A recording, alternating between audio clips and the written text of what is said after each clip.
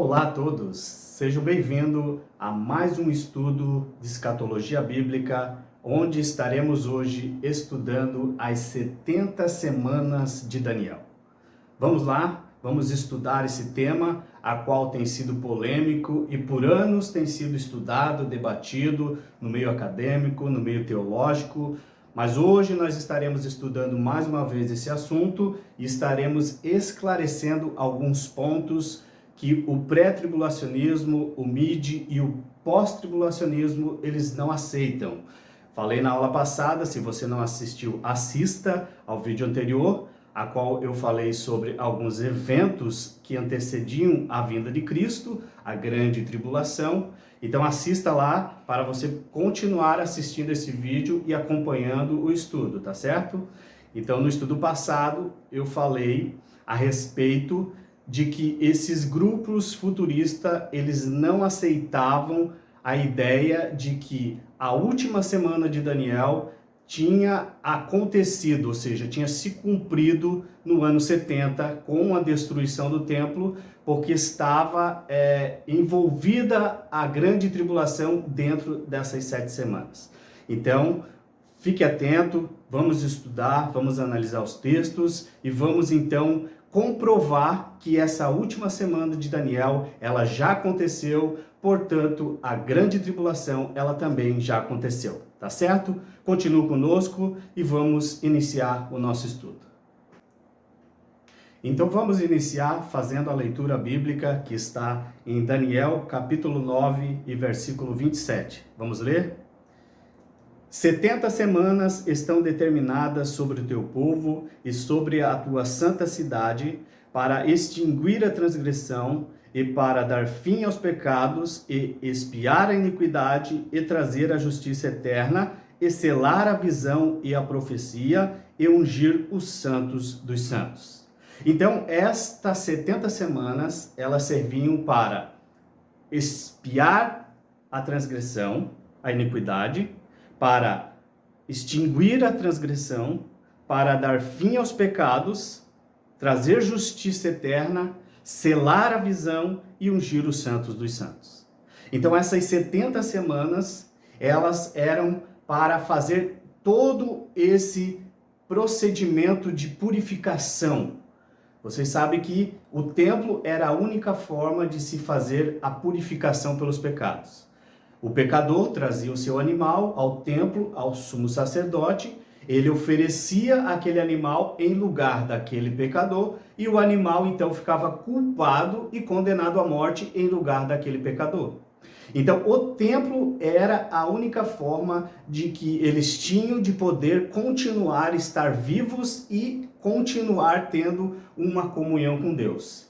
Mas essas 70 semanas que Daniel ele recebe do anjo Gabriel, elas estão determinadas para o povo de Daniel, que é o povo de Israel, para dar fim a esses pecados. Ou seja, para parar com esses sacrifícios, porque esses sacrifícios eles só cobriam os pecados. Mas quando Jesus viesse, morresse e ressuscitasse, então a partir desse momento os pecados seriam totalmente apagados e totalmente perdoados. Ou seja, não havia mais a necessidade de um templo, não havia mais a necessidade de sacrifício de animais. Porque aquele animal inocente, aquele cordeiro que tira o pecado do mundo, era o próprio Jesus que havia de se manifestar e tirar o pecado da humanidade. Então, quando Jesus morre, quando Jesus ressuscita, ele então dá fim aos pecados. Então vamos ver quando iniciou a contagem dessas 70 semanas.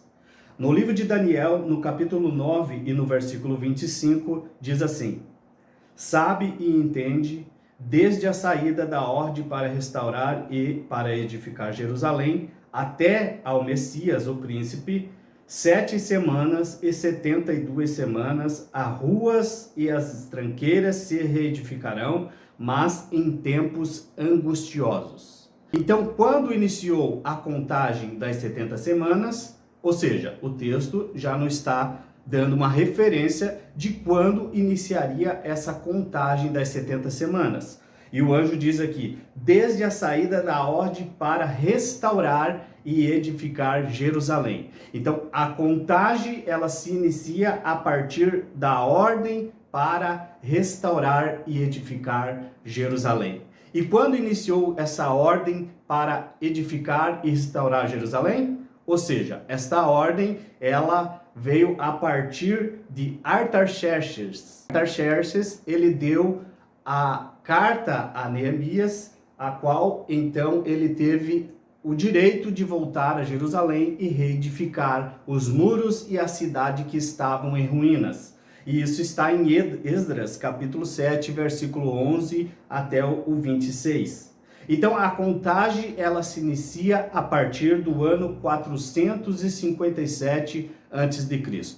Então esse é o início das 7 semanas, que seria o tempo para reconstruir Jerusalém, e após então seria mais 62 semanas até o Messias. Então a gente vai entender como é que funciona essa contagem das 70 semanas. Não estamos falando de 70 semanas como na nossa contagem normal, de 70 semanas como se fossem meses, não. Essas 70 semanas, elas são consideradas 70 semanas de anos. É uma forma profética a qual Deus deixou para fazer as contagens, e aí todos sabem que essa contagem é uma contagem feita de anos. Então, um dia da semana corresponde a um ano. Isso é para você entender. E uma semana corresponde a 7 anos proféticos, certo?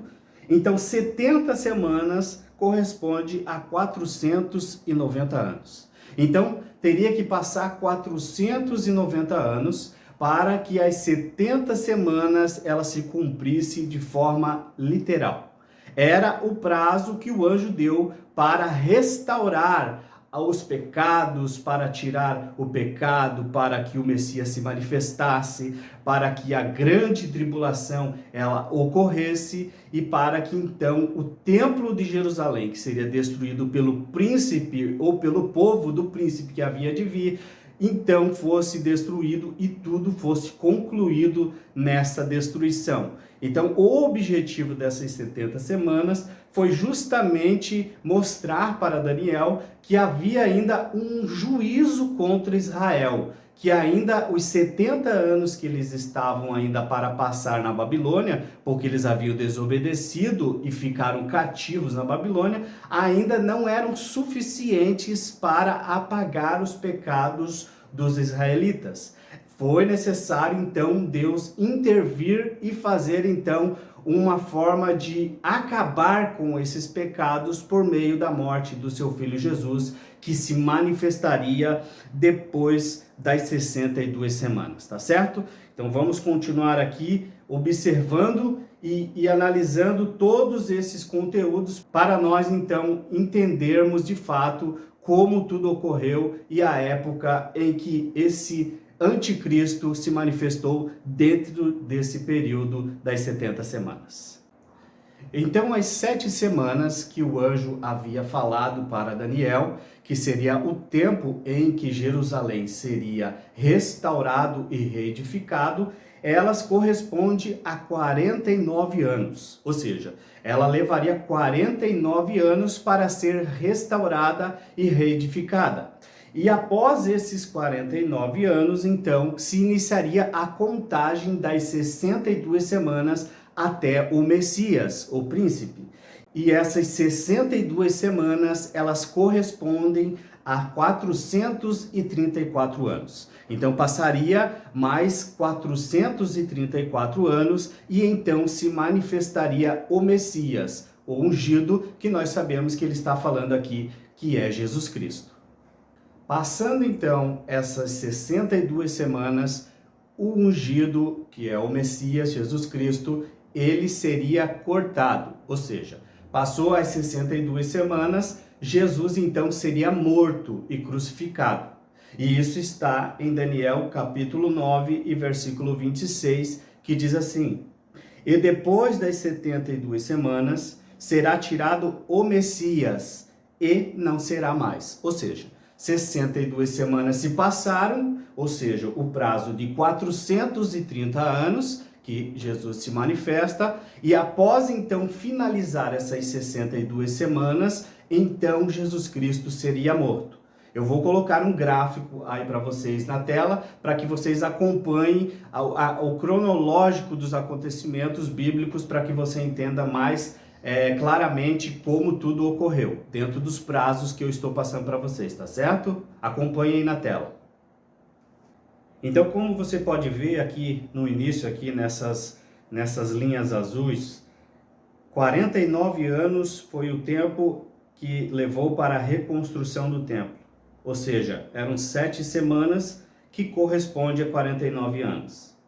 E depois, então, inicia as 62 semanas, que tem um prazo de 430 anos.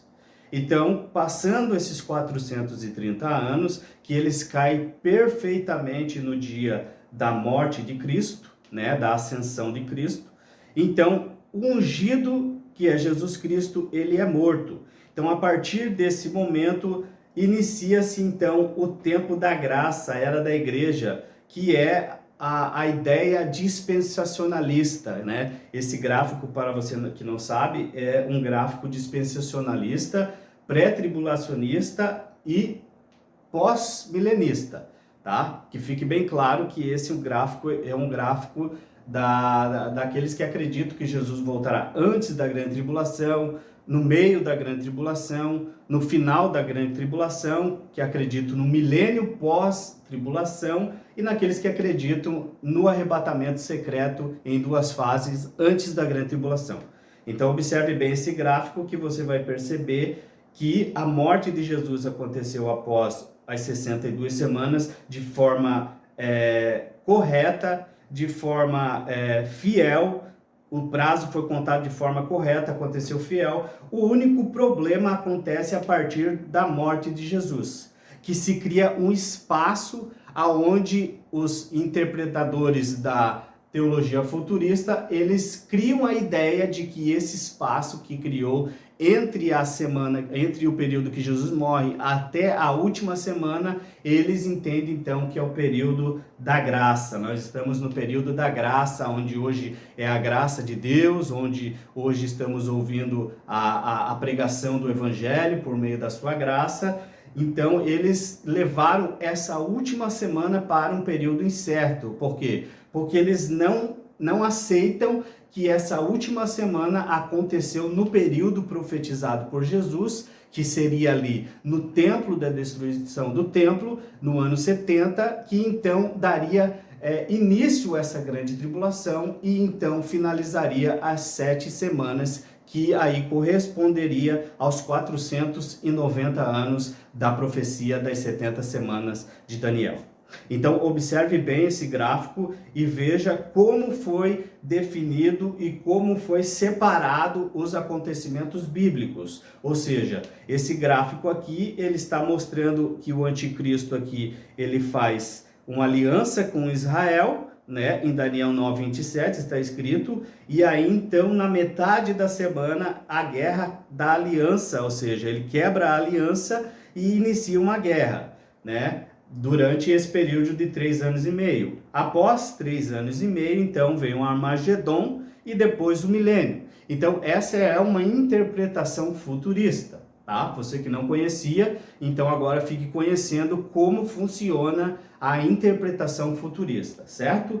O único problema nessa interpretação é que as 70 semanas, elas teriam que ser cumpridas de forma contínua. De fato, aconteceu esse período de tempo, que foi o período em qual Jesus estava pregando o Evangelho, anunciando o reino de Deus, e era necessário primeiro ele anunciar o Evangelho para que depois então viesse o juízo e o castigo sobre aquela geração, sobre aqueles que estavam presentes naquele século presente ali que Jesus anunciou o Evangelho do reino de Deus, certo? Só que os interpretadores futurista, eles dizem que essa semana não aconteceu de forma literal. Ela vai acontecer ainda no período futuro e então aí se manifestará o anticristo e virá a grande tribulação. Então, nesse gráfico, como você pode ver, os futuristas, eles entenderam que essa última semana não tinha data para iniciar. Portanto, então, o argumento deles é que o Apocalipse foi escrito depois do ano 70, porque essa última semana não era para se cumprir no templo existente na época da manifestação de Jesus, e sim um templo futuro e uma geração futura. Então, o motivo pelo qual eles não aceitaram essa última semana é porque existe linhas de pensamento que acreditam que o Apocalipse ele foi escrito por volta do ano 95 depois de Cristo. E muitos acreditam que ele foi escrito por volta do ano 85, quando estava no governo o imperador Nero, que prendeu aí muitos dos discípulos, perseguiu, matou, colocou fogo na cidade de Roma e colocou a culpa nos cristãos. E essa briga, ela se estende, ela se prolonga por gerações e até os dias de hoje ainda existe essa briga de questão de data sobre o dia em que o Apocalipse foi escrito.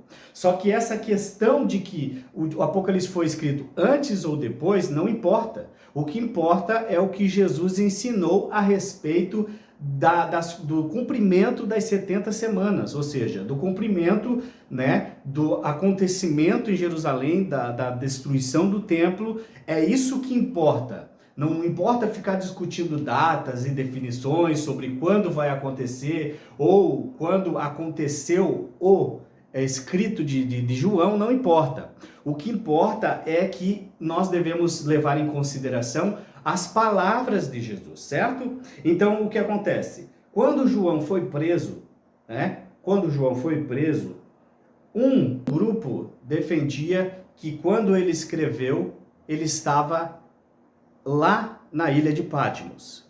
Outro grupo defende que quando ele escreveu, ele já estava fora da prisão, ele já havia sido solto. E isso nós vamos constatar aqui em Apocalipse capítulo 1 e versículo 9 até o 11, que diz assim: E eu, João, que também sou vosso irmão e companheiro na aflição e no reino, e na paciência de Jesus Cristo, estava na ilha chamada Patmos, por causa da palavra de Deus e pelo testemunho de Jesus Cristo.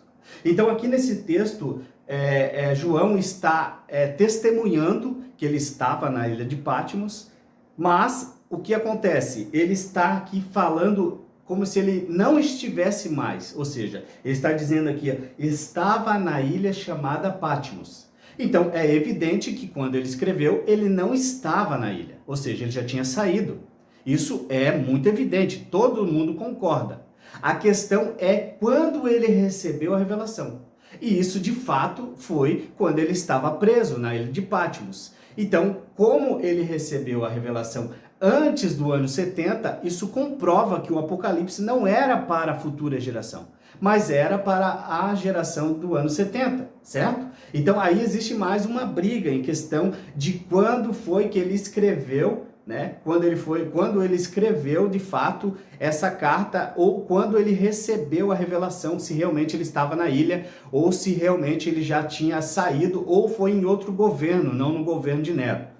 Então existe essa discussão até hoje e muitos brigam até hoje por causa dessa data, mas eu vou ficar com as palavras de Jesus. E as palavras de Jesus, né, que ele defende essa ideia em relação ao templo, que ele prega a respeito da destruição do templo, não numa futura geração, mas naquela geração. Então eu fico com as palavras de Jesus. Não vou ficar disputando datas ou tentando provar para vocês que foi antes ou depois que ele escreveu, ou durante o período que estava preso, porque isso não leva nada em consideração. O que leva em consideração é o que Jesus falou, porque Jesus é a testemunha fiel e verdadeira dos fatos e acontecimentos do período realmente em que aconteceria essa grande destruição, esse período das dores e essa grande tribulação. Então vamos ver aqui em João, capítulo 21 e no versículo 24.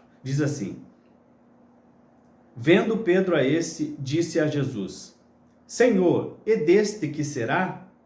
Disse-lhe Jesus: Se eu quero que ele fique até que eu venha, Que te importa a ti? Segue-me tu. Divulgou-se, pois, entre os irmãos o dito que aquele discípulo não havia de morrer.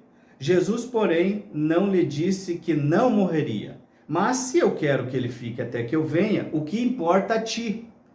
Aí João testifica, aqui estamos falando de João, o mesmo João que foi preso na ilha de Patmos, certo? E ele testifica no versículo 24. E este é o discípulo que testifica das coisas e as escreveu, e sabendo que o seu testemunho é verdadeiro. Ou seja, ele estava dizendo que o testemunho de Jesus era verdadeiro. Então eu fico com o testemunho de Jesus. Não vou ficar disputando ou discutindo datas, porque isso só leva a mais disputa, mais contenda, mais divisão e muito mais problemas. Isso não resolve nada. Então eu vou ficar com o testemunho de Jesus, que é um testemunho verdadeiro. E aqui nesse testemunho de Jesus, ele diz que João ficaria vivo até que ele voltasse. Ou seja, Pedro chegou e perguntou para Jesus: tá, e esse aqui, Jesus? Como é que fica esse aqui? Aí Jesus falou para Pedro: se eu quero que ele fique até que eu venha, o que importa a ti? Ou seja, Jesus estava falando que ele não morreria até que Jesus voltasse. Aí existe uma linha aí de pensamento que acredita que João ainda está vivo até os dias de hoje. Por quê? Porque eles não querem aceitar a ideia de que Jesus já voltou. Só que aqui o texto é bem claro e fala que João não morreria até ver vir o reino de Deus, ou seja, até ele ver a volta de Jesus. Ele estaria vivo. Então, se João já morreu, que nós sabemos que morreu, né? Que essa ideia de que João está vivo não tem fundamento nem em nenhuma linha teológica, mas a gente sabe que ele morreu. Então, se João morreu, de fato, Jesus voltou, como ele falou aqui. Como João diz aqui, ó, este é o discípulo que testifica dessas coisas e as escreveu, sabendo que seu testemunho é verdadeiro. Então, se negam que Jesus não voltou e que João ainda está vivo, ou que essa ideia não é bem assim, esse texto não é bem assim que Jesus estava falando, não era sobre isso que ele estava falando, mas nós sabemos que o último discípulo que ficou vivo foi João. João ficou vivo até os 95 anos, por volta do ano 100, que ele morreu, então ele estava vivo. Então, se ele ainda estava vivo depois da destruição de Jerusalém e do templo, que era o cumprimento da última semana de Daniel, então Jesus já voltou e a destruição do templo aconteceu, de fato. Não tem como negar esse argumento, certo? Então, nós podemos identificar que Jesus, de fato, estava falando a verdade quando ele disse que João ainda estaria vivo antes da sua volta. E não existe só esse texto que comprovam isso. Existem outros textos que eu vou ler para você aqui e vou comprovar que realmente Jesus falou que alguns deles estariam vivos antes da sua volta. Vamos ler? Mateus capítulo 10, versículo 23. Quando, pois, vos perseguirem nessa cidade, fugi para outra, porque em verdade vos digo que não acabareis de percorrer as cidades de Israel sem que venha o Filho do Homem. Observe, Jesus repetindo a mesma coisa que ele falou sobre João, que João não morreria antes da sua volta, ou seja, dentro daquele período profético da destruição do templo, aconteceu a destruição do templo, que era a última semana de Daniel, que era o cumprimento aonde se manifestaria o anticristo, aonde o anticristo se levantaria contra Israel. Por 3 anos e meio seria um ano de guerra, um ano de destruição, e mais 3 anos e meio, que daria o período de 7 anos, que seria a última semana. Então esse período aconteceu dentro do período profético, profetizado por Jesus. Então, se João ainda estava vivo por volta do ano 100, que muitos pais da igreja testificam que ainda ele estava vivo, então, de fato, Jesus voltou dentro desse período, do período que ele profetizou que voltaria. E aqui nesse texto, ele está dizendo que não acabariam de percorrer a cidade de Israel sem que o Filho do Homem voltasse. Então, a volta de Cristo era iminente, era para aquela geração. Eles não terminariam de anunciar o reino de Deus ali em Israel e aconteceria então esse grande acontecimento que todos esperam até hoje, que é a vinda de Cristo, certo?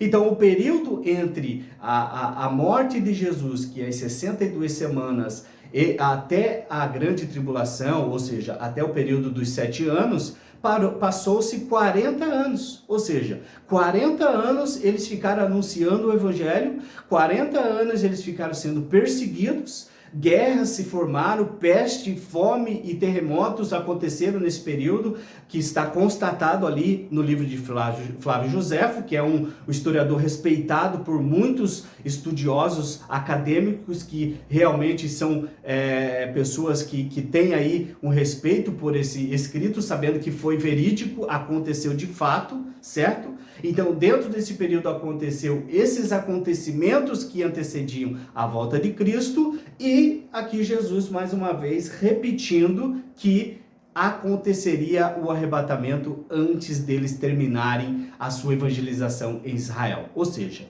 já aconteceu, certo? É o que o texto está nos passando.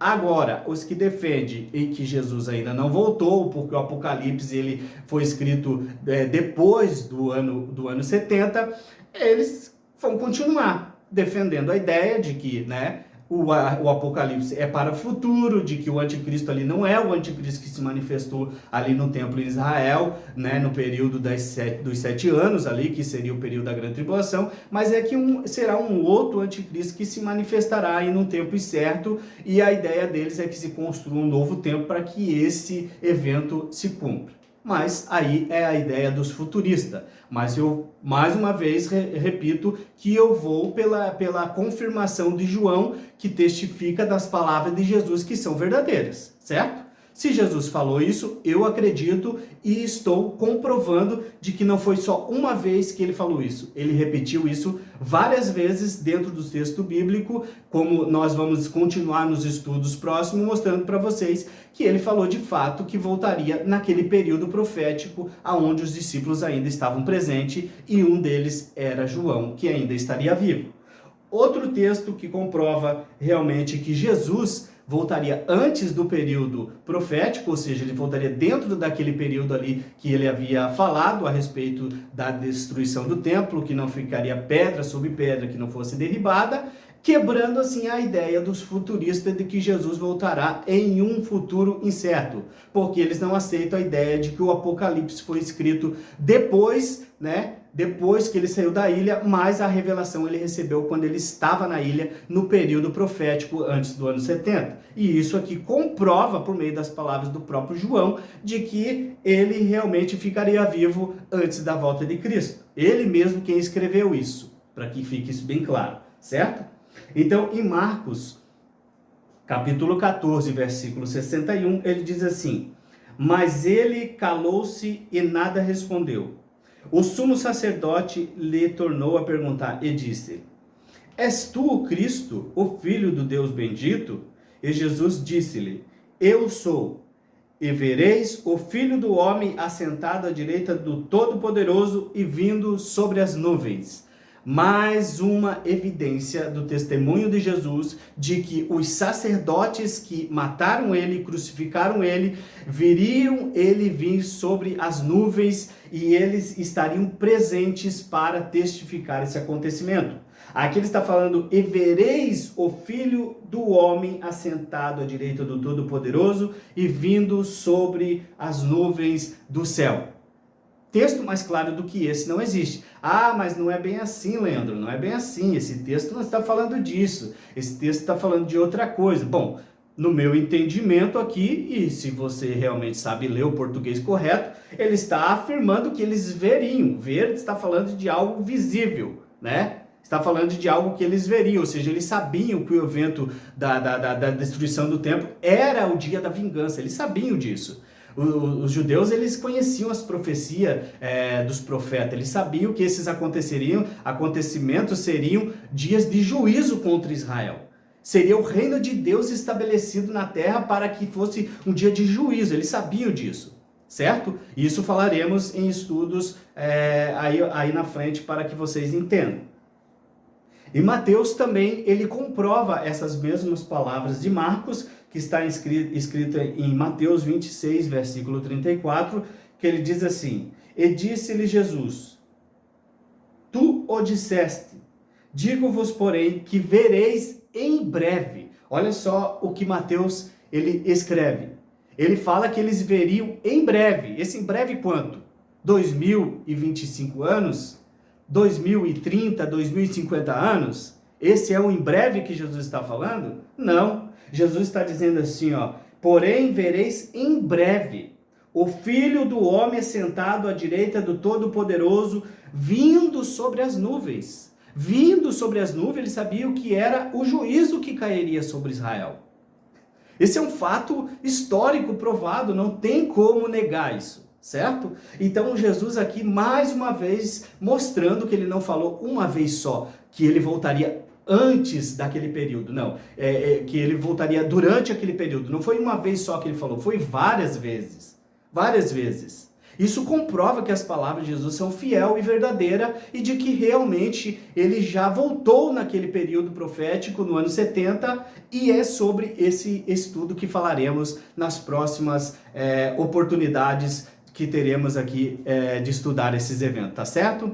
Então, para que não fique muito extenso esse estudo, eu vou deixar para as próximas, para que nós estudamos aí sobre a volta de Jesus, que está aqui confirmado dentro dos textos bíblicos. Eu tentei ser o mais rápido possível para explicar, porque eu sei que tem muitas pessoas que não gostam de vídeos longos, então eu vou tentar diminuir um pouco os vídeos para que você consiga acompanhar os estudos de uma forma tranquila e sem estresse, tá certo? Então, até o próximo vídeo. No próximo vídeo, então, falaremos sobre a vinda de Cristo que aconteceu nesse período profético, tá certo? Espero que tenha ficado claro que a última semana de Daniel, como foi estudado aí no estudo anterior, ela já aconteceu naquele período em qual Jesus falou que aconteceria, mas os futuristas vão continuar aí defendendo a ideia de que o Apocalipse foi escrito depois, portanto, então, é um Apocalipse pro futuro e não era um Apocalipse pro passado. Mas como eu acabei de mostrar aqui por meio de alguns textos e ainda continuarei mostrando,